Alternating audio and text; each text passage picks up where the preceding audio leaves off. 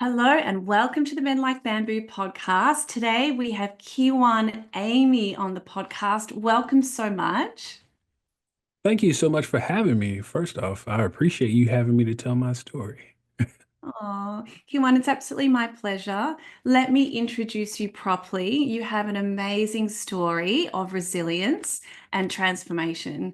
So today on the Ben Like Bamboo podcast, we welcome Kijuan Amey, a remarkable embodiment of resilience and vision. So after serving 10 years in the US Air Force as an in-flight refueling specialist and reaching the rank of Staff Sergeant, Kiwan's life took a dramatic turn on May the 5th, 2017, when a motorbike accident claimed his eyesight. Yet, in what became his defining moment, Kiwan proved that resilience isn't about avoiding life's storms, but learning to dance in the rain. As he powerfully states, I may have lost my sight, but I did not lose my vision. This philosophy transformed his challenge into purpose as the founder of Amey Motivation. Drawing from over 25 years as a drummer, his experience on stage, and his service as both a mentor for Air Force wounded warriors and vice president for the Carolina Regional Group of the Blinded Veterans Association, Kiwan has become an inspirational force helping others navigate their own challenges. His upcoming bestseller, Don't Focus on Why Me, captures the essence of his journey as a testament to the incredible human capacity to adapt, overcome, and thrive against overwhelming odds. Join us as Kiwan shares his extraordinary story today. I'm really blown away by what you've been through, Kiwan. Mhm. You and me both, Oh my to say gosh. the least. Yeah, Yeah. I'm so glad I found you. And I know that, Band Like Bamboo is all about sharing stories of resilience. And let's start with that. Like, what does resilience mean to you? I definitely believe the current definition of resilience is actually very accurate. It's all about how you bounce back from something. Mm, Um, Physically, literally, mentally, emotionally, all of it. yeah. I believe if you don't wholeheartedly bounce back, you didn't bounce back. And so when I was going through a lot of the physical side, I was doing great. That was the easy side. The bouncing back for that was easy. And I say that because yes, I broke, bones literally from head all the way down to my foot. But the thing about the easy side of it is I was already into doing physical fitness anyway. So that's what made it easy on me. Now the things I had to do, not so easy, but having the mindset to do it was the easy part. Now the hard part was the emotional, the mental, Yeah. and what I tell people all the time. I said, listen, if you have these problems, you need to seek help. We Nobody can do it alone. I don't if somebody has told you they did everything in their life alone by themselves, run the other way, okay? Because that Yeah. that means they're an alien, all right? You better get away. And Yeah. the reason I say that is because there's some kind of other force is really what it is. There's some force that you never encountered. There's no way, shape, form, or fashion that somebody literally did everything by themselves. Even the richest people in the world have teams, have people all around them, whatever, or somebody in the background working for them. Okay. So it's just one of those things that I had to understand I couldn't do it all alone. I needed the help, I needed the guidance, I needed the therapy and therapist. So remember that. Not just the physical therapy, not just the recreational therapy, not just the occupational therapy. I needed the therapists as well Yes. because the mental therapy was so huge, and it still is because I still participate in mental therapy. Yes. And what do you think Um, stops us from finding that mental help? Like why is it, why do we block that when it's so important to be surrounded by support, do you think? the hugest thing is pride. Yeah. A lot of people can't put Shame. pride to the side. Well, Yeah. and especially what the background that I come from. See, I'm an inner city kind of guy. Was not raised with the best. I wasn't super dirt poor either, but I wasn't raised with the best, if you know what I mean. I mean silver fork, yeah, but it was from the dollar store, like something like that. So it wasn't the silver that, oh, this has that certain weight to it. Oh, this is beautiful. No, no, we're not talking about that kind of stuff. And so when I tell people that, and also military wise as well, because there's a stigma there when you go to mental health. I was just talking about this with another military member yesterday, actually. When you go to Yeah. mental health, everybody looks at you a different way now. Yeah. As soon as you step foot through that door. And it's not that, oh, you saw help. That's amazing. No, they look at you like, oh, you're going to mental health? Okay. Like it's a Guess you, weakness. guess you're not, yeah, guess you're not fit. Well, Yeah. wait, because I went and sought help, so Yeah. I'm supposed to suffer? Yeah. That's the worst part of it, is Yeah. with me suffering. That's why we have this 22 plus a day having, suicides in the military. Yeah. Is You it know, it 22 plus a day? Yeah, 22 plus a day. That's active and veteran. Count it together. Is what Wow. we're averaging right now. And it's going the tolls have went up. I mean, they just keep it at 22 because they don't want to recount. But that was back when I was still serving. It was 22. I know it's different. And there you can't tell me that that number did not change in almost 10 years now. Yeah. Yeah. And I imagine you know, with the career you've had, there would be some PTSD associated with your career and now also your accident. What pattern or correlation do you notice about your stress levels when dealing with both? Well, in the military, they train you to think under pressure Yes. because that's like the first thing you're going through in basic training. You're getting Yes. yelled at. Well, now is not. I laugh about this because they have literally invented a stress card.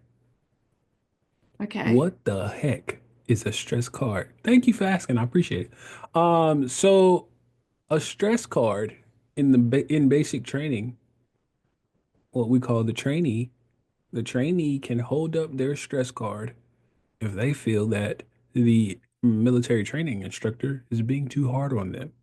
Okay. See, you say okay. I say, what a pansy. Well, is it used? Do many people actually use it and I'm hold it sure up? they do. I'm Okay. sure they do. Yep. The MTI, which stands for military training instructor, the MTI can't even get in their face anymore. Yeah. Now, if anybody who watches, war or any type of movies that have to do with military, that is like a whole thing with being a part of some kind of prep school or basic training or some kind of, whatever, boot camp. That is the whole purpose of it, is to teach you how to react and act under pressure. But if Yes. I can hold up a stress card to get you away from me, where where does the pressure go? Uh, what is that? I see what you're Now, saying. and now here's why I have a problem with it. At what point, when you get deployed and somebody's shooting at you, can you hold up that card and they stop shooting? Yeah. Yeah. So that That's doesn't. that's where my problem is. Yeah. Yeah, that's where my problem lies. Because you can't just stop a gunfight. It does not work. That bullet's not gonna say skirt. Sorry, I didn't mean to come at you like that, dude. You had a stress card. My bad. No, it's not gonna do that. It's gonna go straight through you. Yeah, yeah. But I guess maybe they invented the stress card because maybe on a positive note, they are being more aware of mental health issues. But I see your side of the argument where, well, how do you build resilience if you are able to tap out like that? Is that what you mean? Exactly, exactly. If I'm able to tap out at any moment, here in the comfort of, the States, what am I gonna be like overseas? I personally would not want, and I'm sorry, and I hate to say this, I really do, but it's because of what they're building now. I would not want anybody who's going through basic training now to be To beside be me defending. So how do if we then we're on the same balance? line. How do you reckon, what's in your opinion then, how do we balance our ability to build resilience to overcome anything versus nurturing ourselves where we're not complete soldiers, where we don't acknowledge how we're really feeling when we're not okay? How do we do that then? Well, it's hard. It's a double-edged sword. It Yeah, really is. I mean, once you get yourself involved, and this is why I say I knew what I was signing up for. yeah, As you sign up, you need to know what you're signing up for too. yeah. Don't make it one of these, well, they yelled at me and I don't like it and it's too invasive and they're all in my face. I can't handle it. You can't handle the truth. And it's just one of those things where I mean, I really cannot. Like, I'm trying to do this without, because my youngest brother is in the military. He's in the Air Force. He just went through boot camp 2.5 years ago or something like that. And Yeah, so I look at him and I'm like, I know why you made it through. You know what I'm saying? yeah. Uh, and I'm not saying he wouldn't have made it when I went through. I'm not saying at all. I'm just saying that I know why. It was not as difficult. We used to have people missing the next morning. Because, It wasn't because they were dying. It was because they couldn't handle it. yeah, They were yeah. Well, getting it's sent like home left and right. not everyone would be cut out for the military. I reckon some people Ex would and some people wouldn't. And maybe the earlier training did a good job of being able to distinguish that. Well, I guess it'd be great to know, like if you were trained in the old traditional way, how did that contribute and help to you having the resilience to overcome your accident? if I was trained in the way that they're trained now, I wouldn't It'd be have different. that strong resilience that I currently have. What did you learn in your training when you were trained in the military? What were the core things that you learned when you were pushed that far? Unfortunately, the suck it up factor. Yep. That's what we call it. Suck it up. Yeah. Or we phrase it, suck it up, buttercup. Yeah. Yeah. Yeah. Yeah. And so that's an unfortunate side, but it's also the side that helped me Yeah. Yeah. because I'm like, okay, no, I mean, yes, some people care, but nobody's gonna do this for me. I'm gonna have to do this stuff for myself if I want to get back to where I was in some sense of the word or the form. I'm gonna have to get up on my own 2 feet. I'm gonna Yeah. have to navigate this life in my own manner. I can't Yeah. rely on people to do everything for me. I Yes. could not, when I tell you I could not stand having people bathe me, like it was the worst thing I ever felt in my life. Yeah. That loss of independence. I remember that too. Found it really hard for people to wash me and dress me. I mean, I was so grateful, but I found it really hard when I was paralyzed to, yeah, receive that help when I trained myself to look after myself so much. But I guess a Hmm. balance of both is what we want in life ultimately, isn't it? To be able to give and receive love and support. Well, yes, but do that when I'm old and can't move, okay? Or when you're at home with your You family. when I'm brittle and I literally cannot move on my own. That's when I'll be okay, I get it. You got to do this. Okay. But while I'm 25 years old and you were Yeah. bathing me, clothing me, feeding me, What did that teach you though? Because you had to experience that when you were getting better. What did it there's teach you one after you word. had been so self-sufficient? Like, what were the good things about it? There's one word. Yeah. Humble. I was Yeah. humbled very quickly Yeah. because we can go from being super independent to now dependent on everybody. And What I does the mean word that. I was humbled dependent on mean? everybody. What does humbled mean to you? What does it mean? It just literally means that I went from being super independent to now depending on everybody. I had to humble myself. I couldn't tell everybody, be like, get away from me. If I did that, I would have laid there funky. I would have been used the bathroom on myself. I would need somehow I would have had to find a way to get my medicine, my food, everything. I literally would not have been able to do a lot of things. I couldn't move. Yeah. I could not walk. I needed a wheelchair. I like there were things I physically could not do. Yeah. I'm Yeah. sure you understand that with your paralyzation at the time that you Yeah. had it. So I wasn't quite paralyzed, but with the level of damage that was done to my body, immobilization Yeah. was pretty high. Yeah. Tell me, You know tell what I me mean? about yeah, tell me about that, like your accident, what that was like and the loss of mobility that you had.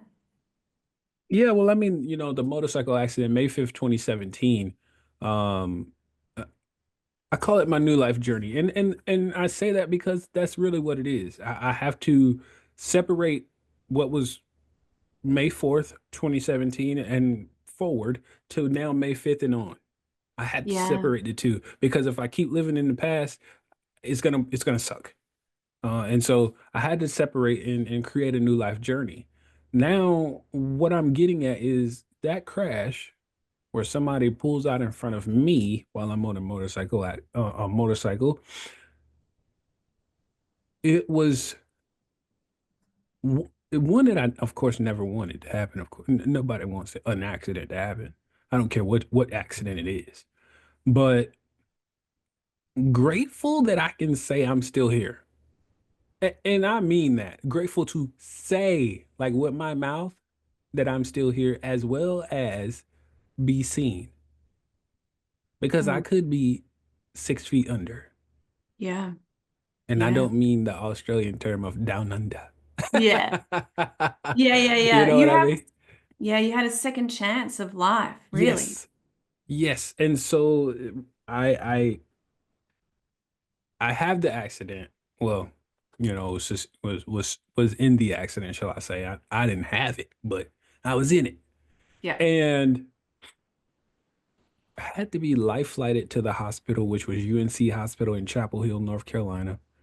And I spent 2 months there. The first month I know nothing about. So from May 5th until June 6th, when I woke up, I was in a medically induced coma because they had to do countless surgeries on me.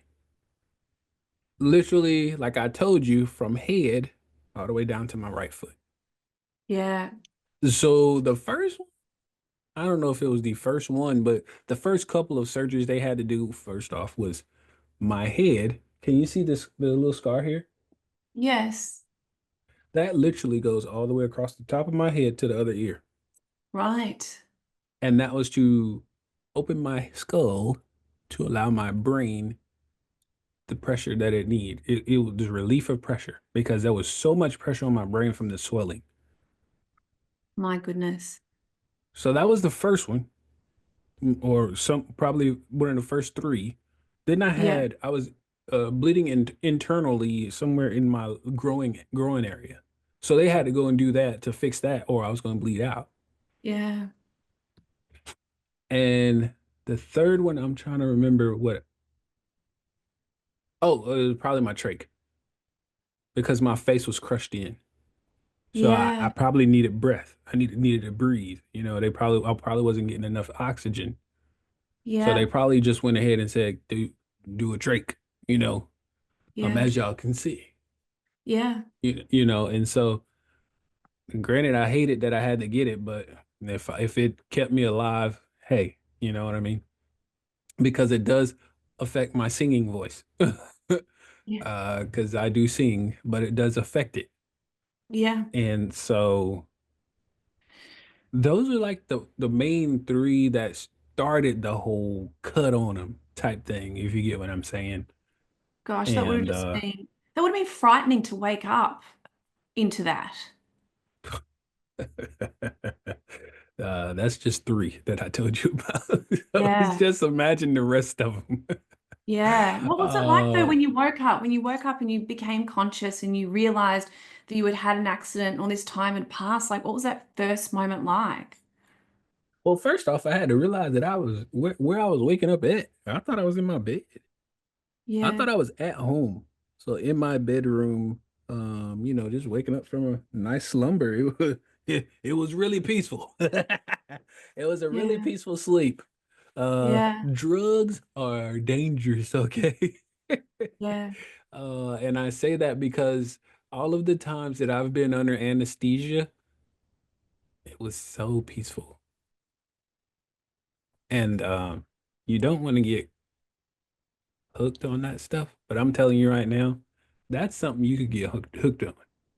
Yeah, because it takes away the pain when you're so relaxed and you release all the pressure emotionally, I imagine.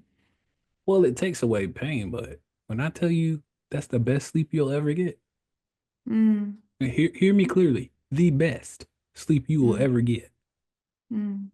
And we as humans love good sleep. Yeah. I haven't met one yet that doesn't. Okay.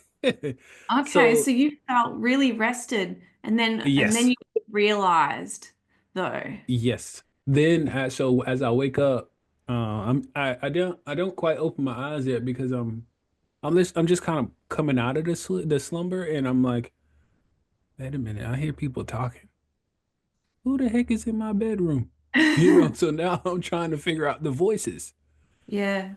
And I do figure it out. It was, well, at that time, back in 2017, my girlfriend, who is now my ex, but she was my girlfriend then. She was there, and I Yeah. was like, okay, I know that voice. I do know that one. Oh, oh, that's my mom. My mom is here. Wait a minute. Now I know why my girlfriend would be in my bedroom, but what the heck is my mom doing here? Like, Yeah.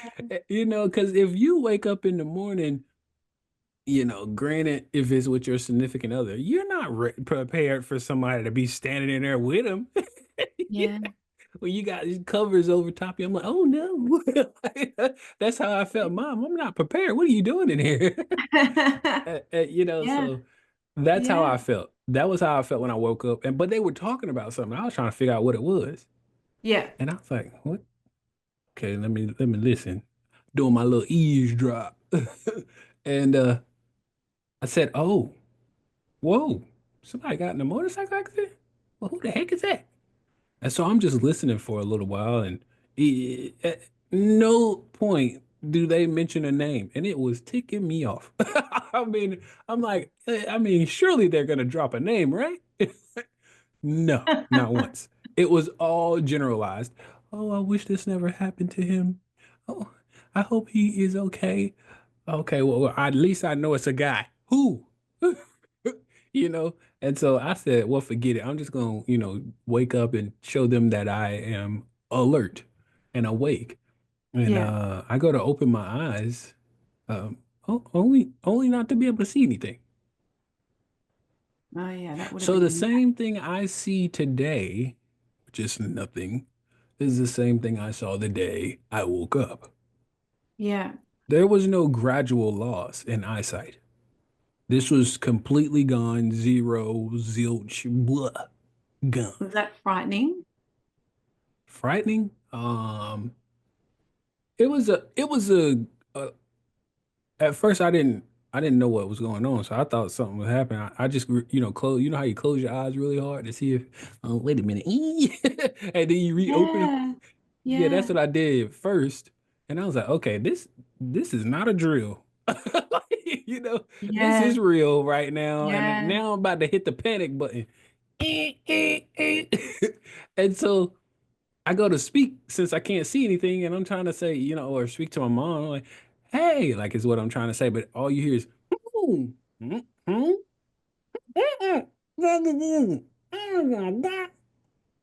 I couldn't speak because my jaw was broken in the accident, so they wired it shut. Oh my goodness. Oh my goodness. And for those who don't know what it feels like to have your jaw wired shut, I want you to try to just visualize this with me. Try to speak without being able to separate your teeth or your lips. They don't move. Neither one That of loss those. of communication and connection with your voice and your eyes. I can't imagine. I would have totally freaked out. Totally freaked out. Were they Oh yeah. were they explaining this to you as you started to, come into consciousness to help Well, you? well, see now that I'm trying to speak and I can't do it. Oh, it's on full blown panic mode. I can't even think straight. I'm just trying to get, Yeah. I'm trying to get words out. I'm trying to figure out why am I not able to see who's playing these tricks on me. Whatever you got over my Yeah. eyes, whoever got my mouth closed, I need y'all to fix it now. Yeah. Yeah. You Oh my know, that's all I God. could think. I am Yeah. not even aware. So with that panic setting in, I'm not aware that my neck has a collar on it. I'm not aware that I'm not really able to move because I'm weak as crap with all the cuts that happened to me. I ain't even thought about moving my legs yet. So I ain't tried to kick nobody. You know, it's just a lot of things that I did not realize because all I can think of is why the heck can't I see or talk? Somebody need to explain something. This is not funny. Like, I don't like games. First off, I don't like surprises. Secondly, I don't do too well with the games and jokes that are very serious like that. So you need to Yeah. fix this right now. Yeah. And Yeah. and so they finally come to my bedside, like one on each side of the hospital room. And I said, oh, at the time I didn't realize it, but I didn't realize how close they were to me. I was like, well, this can't be my bed. I didn't realize that yet because I had a king size. So you weren't gonna be able to get that close to me, one on each side. So either way, my mom's like, what? Hey, what's going on? What's wrong? What's wrong? And I'm trying my hardest to say what's wrong, but she can't understand me. First off, I'm trying to talk too fast. Secondly, I don't know how to talk without being able to talk. You know, Yeah. all I know is the 25 years that I've been talking. And I imagine your arms and hands weren't ready to write either. Well, apparently they were because that's what she did. She made me write. Okay. Because she said, "Hold on," and so I get upset. I'm like, Okay. and Okay. that's like a pouting mode, and then she says, "Here, like here," and I'm like, "What?" She's like, "Hold your hands out," and so I cup my hands and hold them out. And she puts a notepad and a pencil in my hand or a pen or whatever it was, and I grabbed. I said, "What? What is this?" Like that's what I'm thinking. And I'm like, and she's like, "Write down what you're trying to say." I was like, "Really?" I can't see. That's the reason I'm panicking right now. You Yeah. Oh, know? you poor thing. I can't even imagine. That would have been horrific. Yeah. And Horrific. so she's like, just try it. Just try it. You've been doing it. I'm like, when did I do this? I just woke up. You know, like that's all I could think of. But I said, whatever. I'll start scribbling on the paper, trying not to write over top of what I'm already writing. And so I hand it back to her and I say, well, what is this motorcycle accident dream you guys keep talking about? And when she gets done reading, she says, oh, that's not a dream. That's what happened to you. Yeah. Oh yeah, no, I was done. I was done. Yeah. I didn't talk no more that day. No more communications. No. Shut everything down. I don't want any So more then how did you visitors, pull nothing. yeah. And then obviously that would have been a rock bottom moment. What was Yes. that like? Yes. That was one of them anyway. I've Yeah. had a couple. That one was more of a thought process now.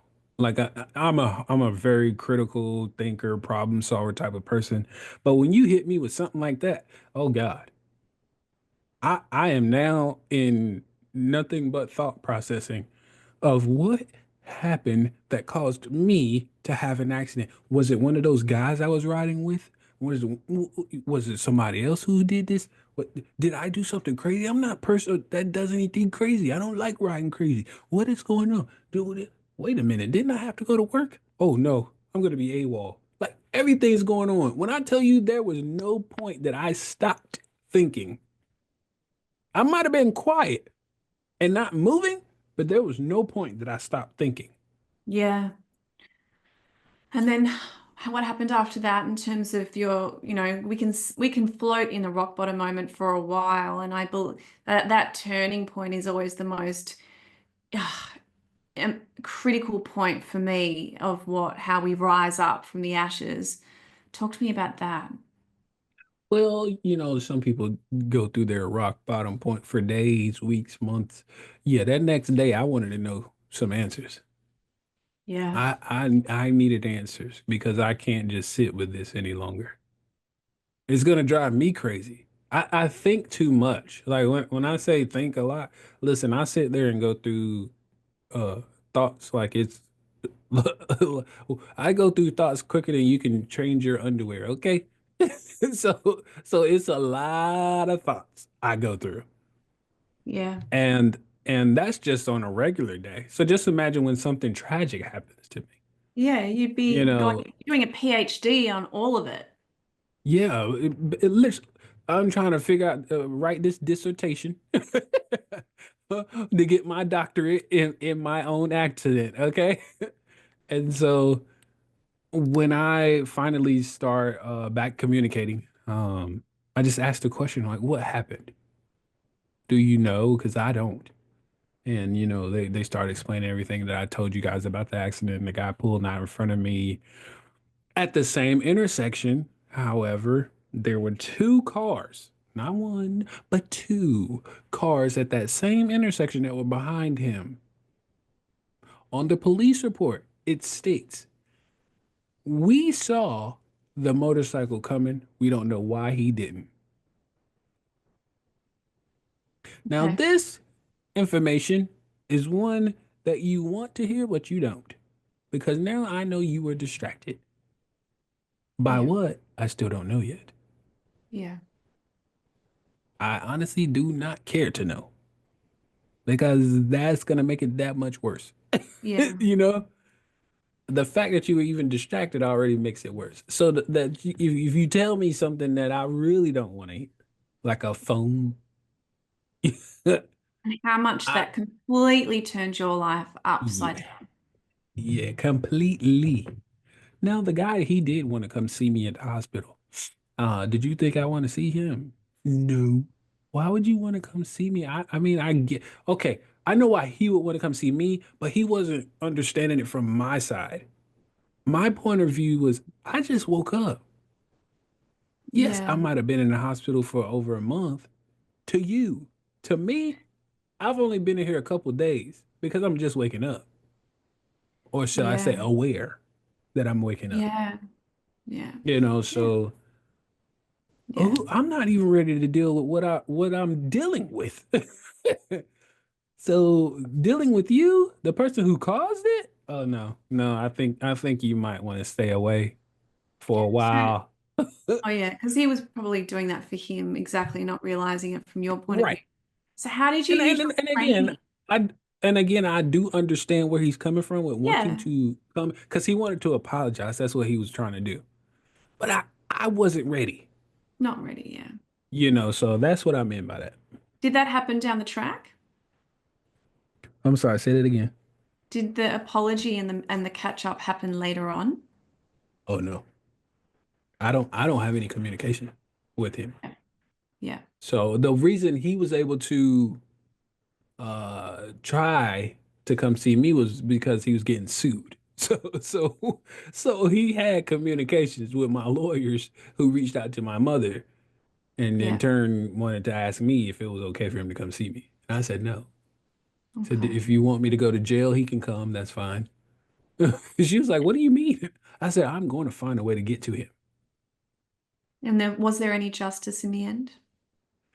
I mean, yes, yes, but tell me what justice really counts when you Yeah, lose, exactly. Like, the yeah, thing. Yeah, this. yeah. Tell me, how did your training help you to from here on to rebuild? Oh, tremendously. Yeah. Not only was it helping me navigate life, my activities of daily living, such as cleaning yourself, hygiene, able to make up my bed, clean my room, fold clothes, put clothes myself, wash clothes, all that stuff. Feed myself, cook for myself. All of these things are part of your, activities of daily living. I was telling somebody the other day, they were like, yeah, man, no, no, I'll come to the door and get you and all this stuff if you need me to. I said, dude, all I need to do is hear your car. I can get to it. I said, I can walk from my house to the clubhouse. That's almost a half a mile away. And he was Yeah. like, wait, what? I was like, yeah, dude, I've been trained on my neighborhood. I know how to navigate my neighborhood. Yeah. I don't need you from maybe 50 feet away to come get me. Yeah. So it's a nice courtesy. I don't mind it. I'm not saying that. I'm just saying like, if you were to be like, "Oh yeah, no, I'll make sure I'm at the door waiting on you." Hey, listen, I'm not a baby. Unless you see something outside, I'm okay. How were your friends and your family supporting you through this time? In the beginning, it was so much support. I mean, listen, when I say so much support, I don't think there was a day that went by. I was at that hospital, nobody came. Yeah. There were like multiple people coming a day. Yeah. And I, here you go, I'll give you a perfect prime example. The staff at the hospital were so blown away by my support that they were like, we've never seen so many people come see one person. That's They thought I beautiful. was somebody famous. Yeah. Like seriously, the staff thought I was somebody famous. It's like, what does he do? Like, is he somebody like world known or like a public figure Yeah. or something? They're like, well, I Yeah. mean, he's in the Yeah, military. I think support is so important. And I have a similar Yeah. story when I was living in hospital for 2 months. And there was one day, which was a pivotal day, where my Hmm. twin sister and a whole bunch of my closest mates came, and put me in my wheelchair and wheeled me across the road to a pub for dinner. And as we were walking Hmm. through the corridor, my friends are amazing human beings. And at that time in our early 30s, in their prime, in their career, on their mobiles, dressed up, walking down the hallway. And there was rumor that I was famous too. Like it was like my entourage. Yes. Yeah. Hilarious. But all that love Yeah, and for sure. support. And I laughed so much that night. Just, they had to feed me and cut up my food, but just feeling normal just for a moment. That was the day my toe moved for the first time. So I think the Yeah. joy of the polarity of having that support versus the despair that you go through when you lose so much in an accident is really important. Yeah. No, absolutely. Listen, when I caught wind that so mm, at the time of my accident, I think maybe the next so May, I think it was either June or July, June or July, one of the two. My lease on my apartment was coming due, and so I can't help move my stuff out. I have no way, and there's absolutely no way I could have done it. Now my mom, of course, they had a key and everything to my apartment and my stepdad and brothers and all of them, they could do it. My grandmother, uncles. But when I tell you, it was like 15, I want to say it's like 15, somewhere between 15 and 17 Mm. members from the military, from my squadron, came to my apartment. Okay. Now, my mom was like, "Oh yeah, you guys can help if you like. It's cool." Now they just told that to one person. 15 to 17 of them show up. Yeah. You only told one. That's beautiful. That's the type of support that we do for especially our fallen. You know what I mean? And so when I say I lived on the third floor, by the way, third floor apartment. So you gotta go up two flights of steps. And when I say my apartment was emptied, like completely empty, and loaded up on U-Hauls, trailers, trucks, whatever they could put it on in 30 minutes. I would have loved to have seen that. 30 minutes. You and me both. I wish they had a recorded it, like somebody was just recording, man. Because Uh, 30 minutes, I say you guys are proficient and yeah, efficient. yeah, yeah, yeah, Can yeah, I? yeah. And I told them because we do cargo training for my the aircraft that I was on, the KC-135, and I said if I could, I would sign all of you off for a proficient cargo load. And what's Oh, crazy is that's what they did. that's so good. You Yeah, know, it was you know how awesome. we were talking about mindset and how that's the most important thing. Um, Particularly, we need help and we need support, but with our mind. From here on, and how you recovered, and obviously you had to go through rehabilitation, and then you had to learn what your life was going to be like, without the use of your eyes and also parts of your body, and that your career was going to change and your personal life was going to change. Can you give me like just an insight into what you learned about mindset and the power of your mind and what you had to go through to achieve that? Yeah, well, that was a part of that. Remember I told you I had multiple, um, I guess you could say, mental bouts, but also just those pitfalls that you fell in because it was like, wait a minute, what the heck just happened? Was the first one.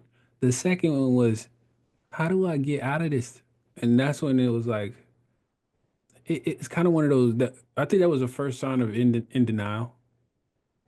I think that was the first sign, and I was back home at this point, so a lot of people weren't coming to see me. You know how it is. It starts to fade Close away. down. Yeah. Yeah, the support starts to fade away because they feel like you're doing better, which I was. And life But goes on for man, everybody. And yeah, yeah. everybody has stuff to do.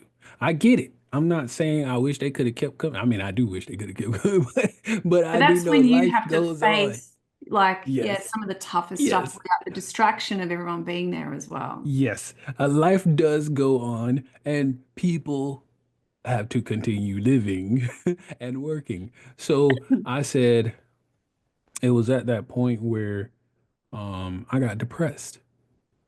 And Yeah. also because uh, my girlfriend, uh, she ghosted me. Okay. And for those who don't know what that means they no longer talk to you. They cut ties with you. They cut you off in any way they Without can. explanation. Yeah. And yeah, and also she changed her whole phone number. Now that's the ultimate, okay? And I know she changed her phone number because the person who had the number told me that is not their number anymore. I'm so sorry. That would have been really hard. Yeah. It was hard at the time, but you know what? I'm doing a whole lot better Yeah, you are. because the person that I'm with now is 10 times better.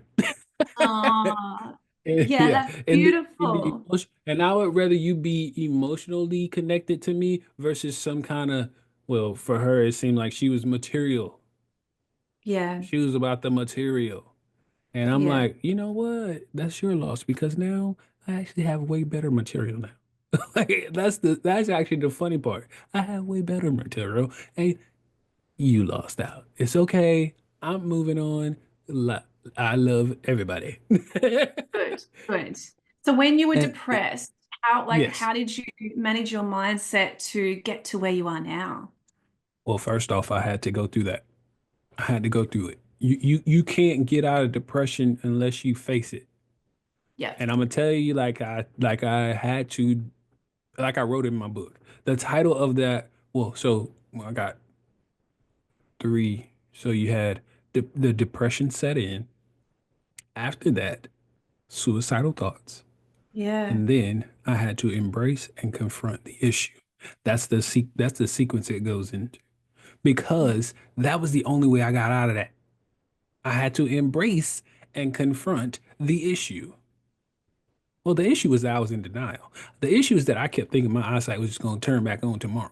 The issue is that I'm sitting there like I'm just going to jump back up like a spring chicken and go back to the Air Force. It's not happening. Get over it. Yeah, get over the past, like you said before, like move forward in accepting your reality.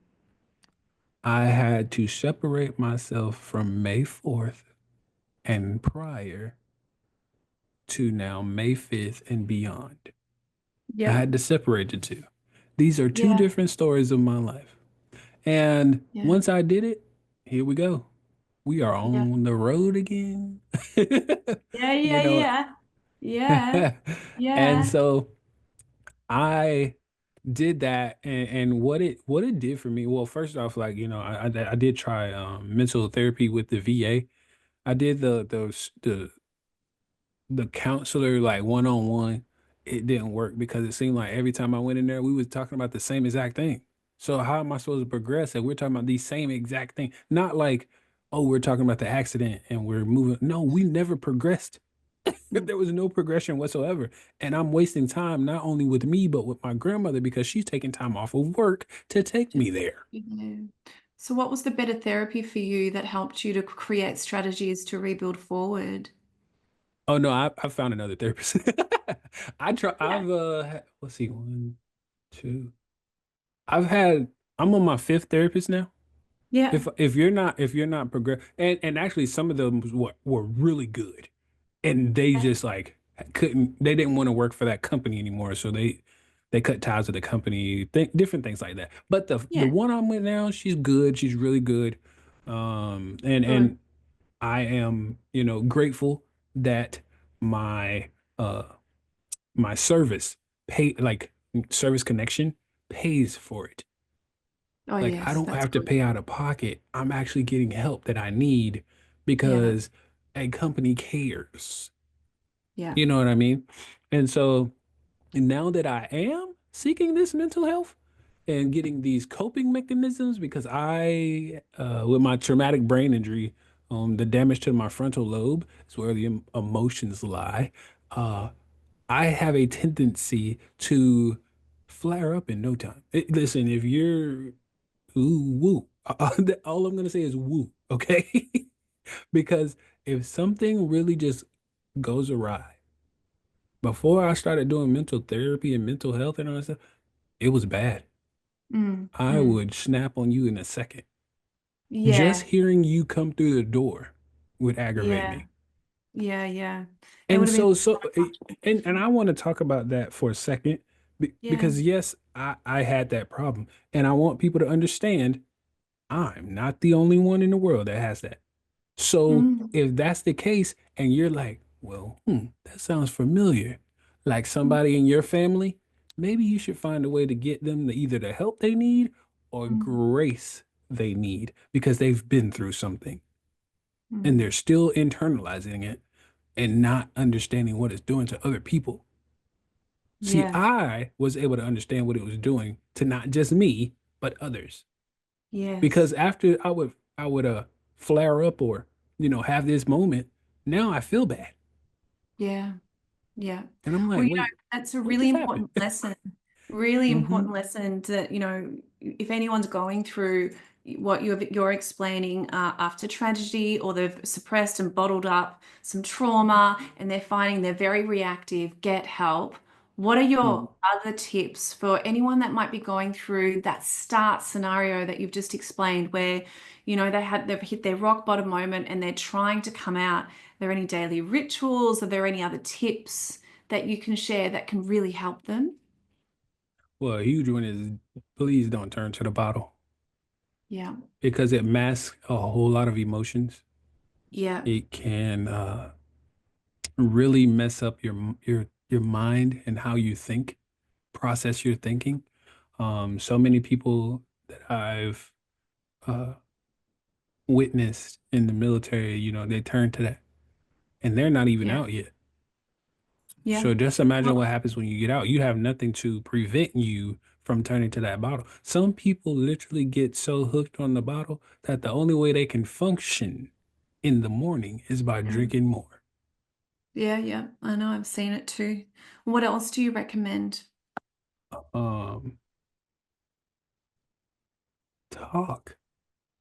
Talk to Yeah. someone because like I just said, the internalizing is what hurt is really what boils people over.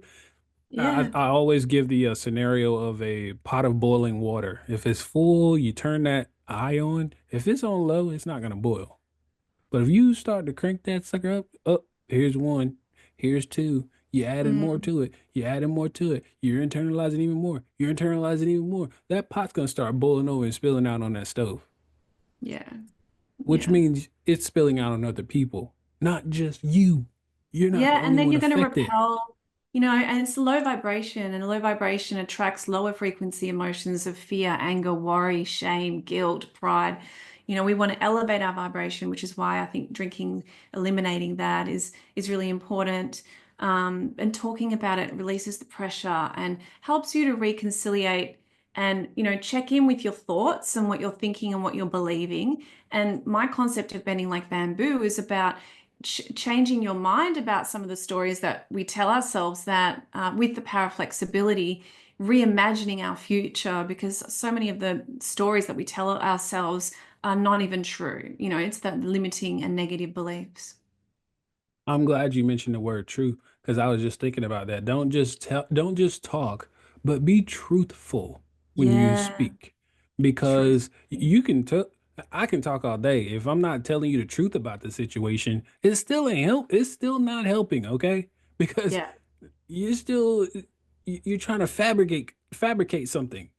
yeah, The worst thing you could do is tell half of the story or part of the story, or just be like, yeah, I mean, yeah, I've been doing pretty good. I'm all right.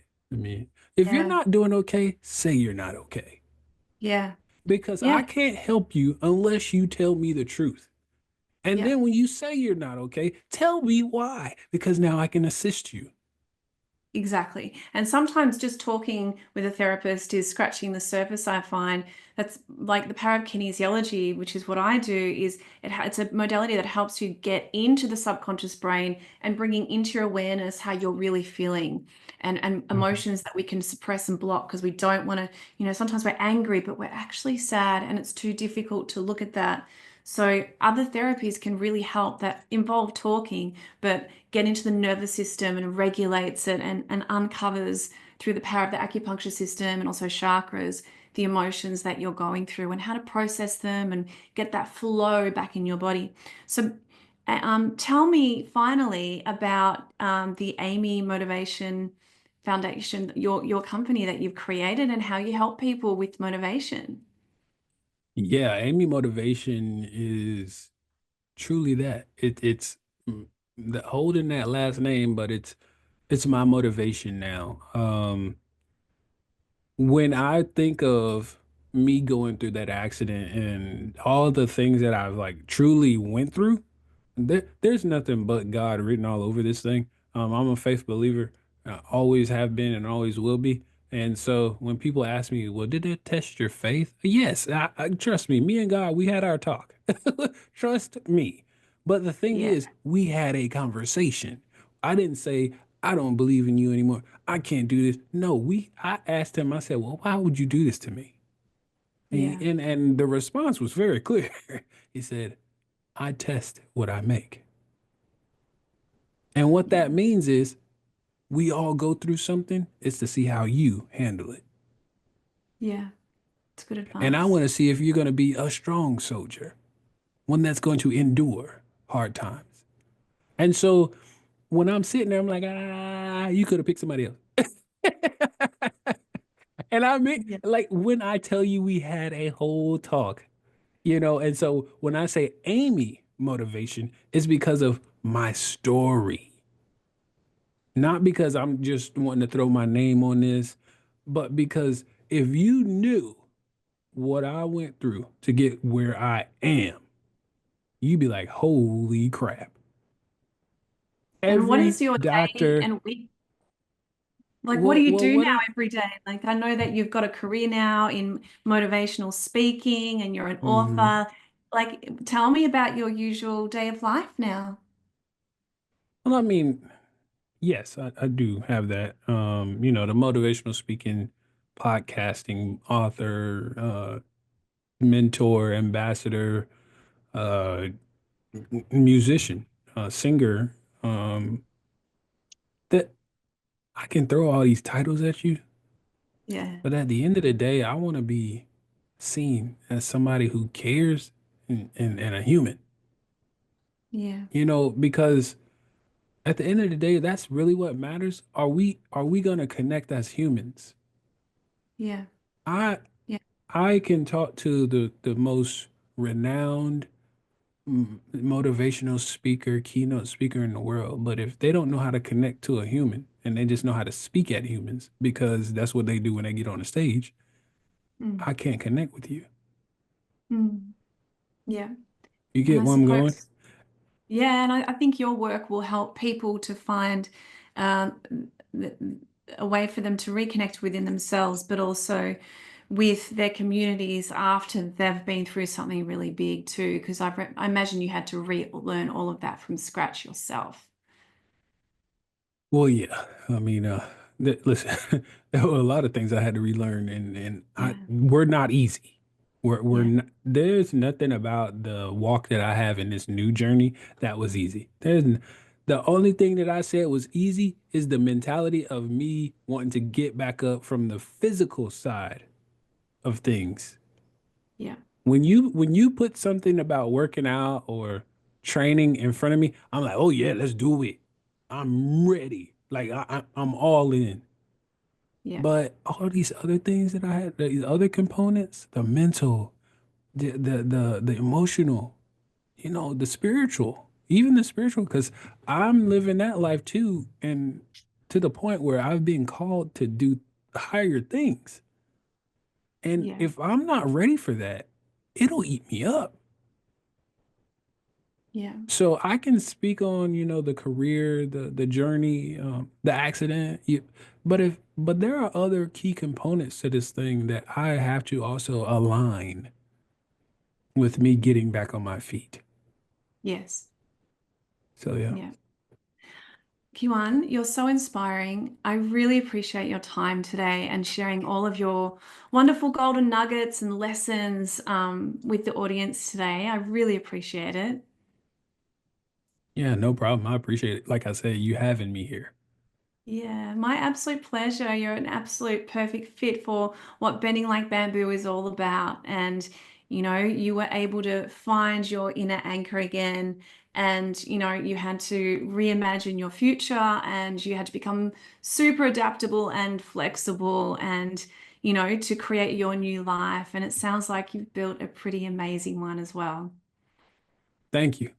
Oh, it's my absolute pleasure. And I'll have in the show notes how you can find Kijuan Amey on Facebook, Instagram, and LinkedIn. All of that will be in the notes. Kijuan, thank you again for being on the podcast today. All right, thank you. Thanks for listening to this episode of the Bend Like Bamboo podcast. I would love you to rate it and share it with your community or anyone that you think might need to hear this episode. If you would like to discover the power of flexibility and how kinesiology and the Bend Like Bamboo program can help you, please book in for a free discovery call on my website, bendlikebamboo.com under bookings, or email amanda@bendlikebamboo.com. You can see me one-on-one in Melbourne or on Zoom remotely. My book, Bend Like Bamboo, is now available on my website and bookstores online. And I'm also taking new clients into the 2024 Bend Like Bamboo 6-month program of monthly sessions taking you through all the lessons, tools, and strategies that I detail in the book, helping you to de-stress and reset and to reimagine what can be possible in your mind, body, and life. Thank you so much for supporting the podcast, and I will see you at the next session.